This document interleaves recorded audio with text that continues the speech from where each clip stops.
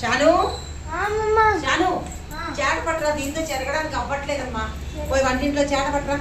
తెస్తాను కానీ మనం ప్లాస్టిక్ నివారించాలి. నాకు పని మధ్యలో అడుగుతావా? నీ ప్రశ్నలకి నేను సమాధానం చెప్పలేను. కానీ అక్కడ పెద్దమ్మ ఖాళీగా కూర్చుంది, వెళ్ళి అడుగుపో. ఏంటి అమ్మని ఎందుకు ఇస్తున్నావు? మనం ప్లాస్టిక్ ఎందుకు నివారించాలి? ప్లాస్టిక్ ఎందుకు నివారించాలంటే ప్లాస్టిక్తో చాలా ప్రాబ్లమ్స్ ఉన్నాయి. ఏంటో తెలుసా?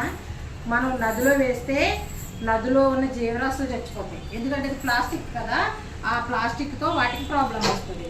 చాలా రకాల జీవరాశులు ఉండేవి నదిలో, అవన్నీ చచ్చిపోయినాయి, చాలా వరకు పోయినాయి. ఇప్పుడు ఉన్న జీవరాశులైనా మనం కాపాడుకోవాలంటే ప్లాస్టిక్ వెయ్యొద్దు నదిలో. తర్వాత ఆవులు తిన్నాయనుకో, ఇప్పుడు ఆవులు ఏం చేస్తారు, అరటిపళ్ళు వేసేసి ఆవులకు పెడుతున్నారు, చపాతీలు తీసుకొచ్చి ఆవులకు పెడుతున్నారు. కాబట్టి మనం ఏం చేయాలంటే అమ్మ, ఎప్పుడు కూడా ప్లాస్టిక్లో ఏ వస్తువు పట్టుకెళ్ళి జంతువులకు పెట్టద్దు.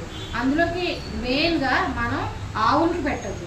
ఆవులకి ఎప్పుడు పెట్టినా చేత్తో తీసి మనం చేత్తో పెడితే, మన అమ్మమ్మ ఆస్ట్రాలజీలో చెప్తా చూడు, ఇలా చేత్తో ఆవుకి పెడితే ఈ చేతి రేఖలు కూడా మారుతాయి. కాబట్టి మీరు ప్లాస్టిక్ వాడొద్దు. అలాగే గోమాతని మనం రక్షించుకుందాం. ఓకేనమ్మా? గోమాతని, మన నదుల్ని, మన జలాల్ని మనం కాపాడుకుందాం. ఓకే?